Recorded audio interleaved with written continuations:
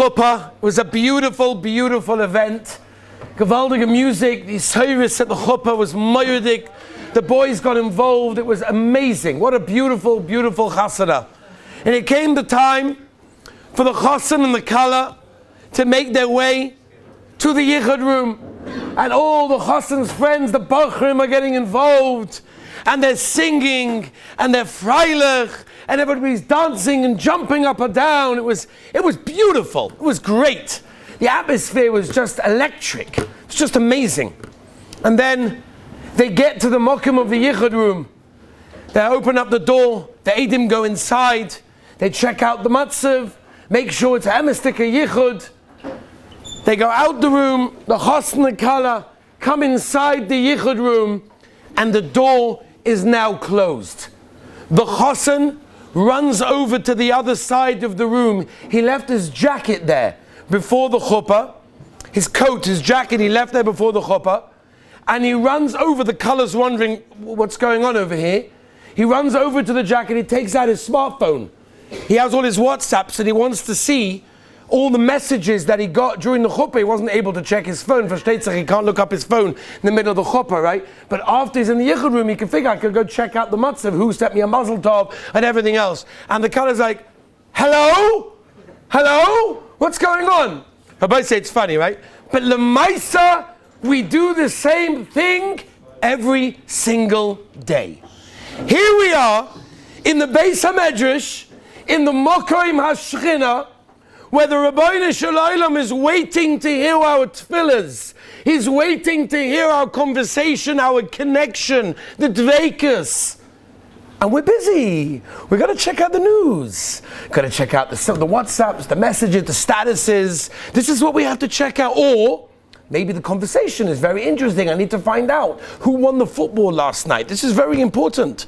This I need to know. You're in the middle of the yichud room. The Rabbeinu Shalom is waiting for you, but you've got more important things to do. You're looking at your phone. You're speaking to the guy next to you. Rabbi said, "I covered the Heilige Yutzat today, the Tosfos Yom Tov, that we can see gracing the Mishaberach that he made, graces our walls." And we have the English translation. The Tosfos Yom Tov Yotzites today, we have an incentive in yeshiva specifically for the Tosfos Yom Tov's Yotzai, specifically for the initiative that he started of not talking in davening. And I just want to spend a few minutes so you perhaps understand why it is that I'm so makbid on speaking during davening. So the Maisa, the Shulchan Aruch says an interesting lashon. Each of the words of the Shulchan Aruch is supposed to be halacha shit today, right? So I learned to learn the words of the Shulchan Aruch. Shulchan Aruch in Siman Kuf Chaf Daled, Siv Zayin says like this. Ve'im soch, the ganze Spiel in the middle. Ve'im soch, if you talk, hu choite v'godol avoinoi minisoi v'goyarim boy. Let's try to translate this. Shulchan Aruch is telling us there are certain averas, I guess, that they're heavy averas, but you can hold them. Like you can manage holding them. You can shoulder the burden. But then there's certain averas that are just so heavy that it's too much. You just won't be able to hold them. They're just too difficult. They're too heavy. You won't be able to hold them up. Says the Shulchan Aruch, speaking during davening, is one of the averas that is so bad that you can't even hold it.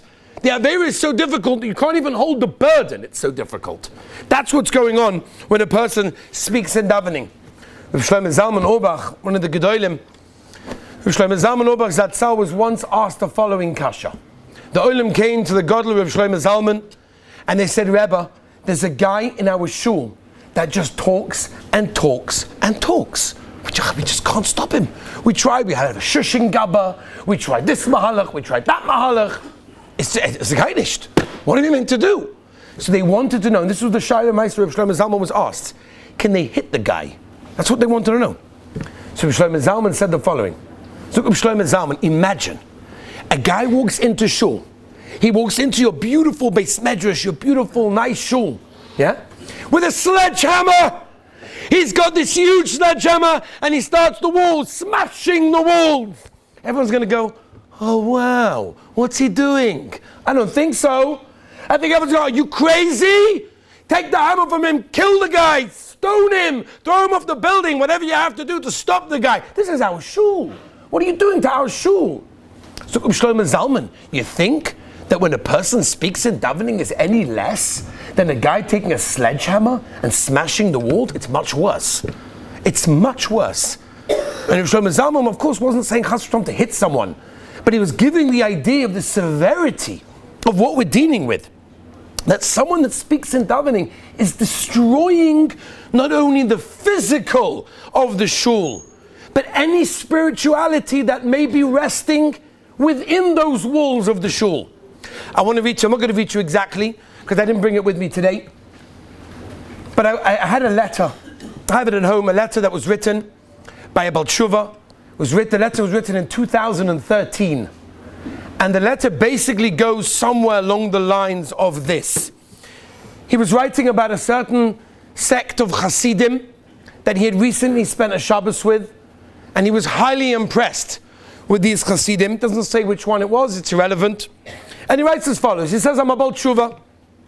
I'm the only frum person in my family. Everybody else is not religious. I was the only one that became religious.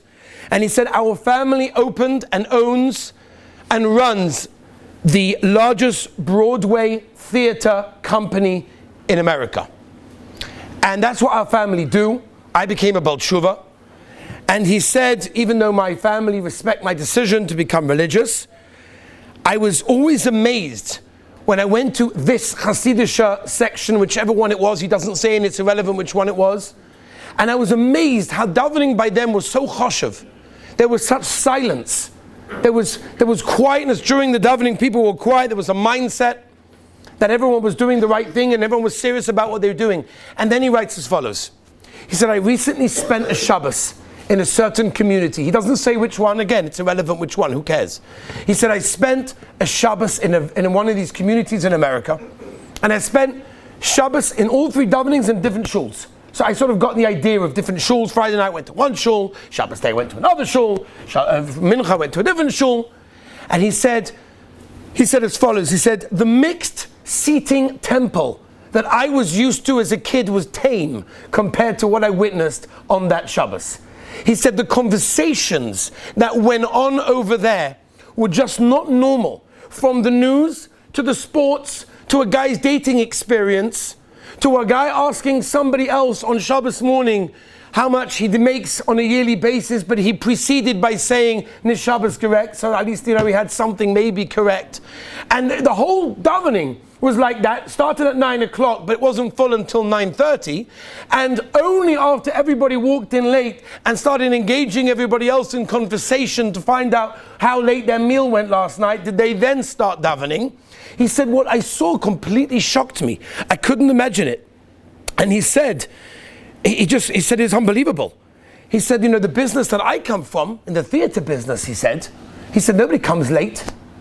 And he said, anybody that talks is shown the door. And of course nobody comes late because the doors are closed once the show begins. And he said he just couldn't believe how people can walk into a shul and do such a thing. And he says, this is what the Sfarim HaKadoshim bring down. And we have some signs around the Beis Medrash as well like this. That when a person talks in davening, he actually stops the tefillahs from going up. So here you are, Rabbi Yisrael, let's think for a moment. Everybody in this room has what they need. Everyone. Everyone has what they need. The Nefesh HaChaim brings this down. If not that case, the world will go back to Tov V'Avot. Everybody has what they need. Everybody needs, whether it's shidduchim, whether it's parnasa, whether it's help for their mishpacha, whether they know someone that's sick, whether they know that someone that needs a Yeshua. Everyone needs something. So here you do. You come into Beis Medrash, you open up your siddur, and you're ready to daven. And you want your tefillahs to go up.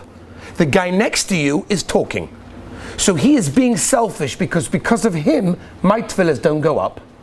So if you want to be selfish and prevent everybody else's tefillahs from going up, walk into a shul and talk.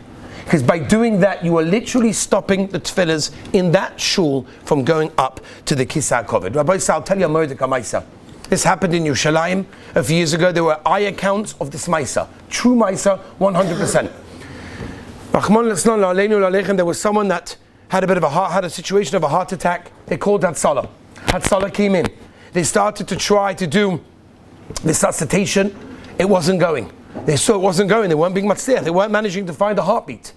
One of the Hatzalah members got up and said, Rabbi Say, this is an Eisrotz, and this is a time that we can makabel amongst ourselves something, and hopefully b'schus that, he'll be able to have a refuah shleima or find a heartbeat.